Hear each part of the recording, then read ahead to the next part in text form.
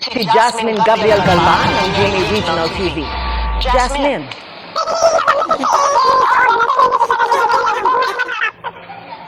Mamaya na ho natin babalikan si John Consulta. John, kumusta ang sitwasyon dyan? Tumila na ang ulan. So yun mo nakaangat yung phone na hindi. Kaya ko lang na narinig ko.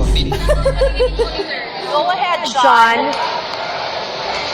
Si John po ay naka-live. Yes. Yes, Karen. Kanina nga eh. Puso para sa Pilipinas. Makakataluba si Mayor Zamora ganung na COVID-19 din ito.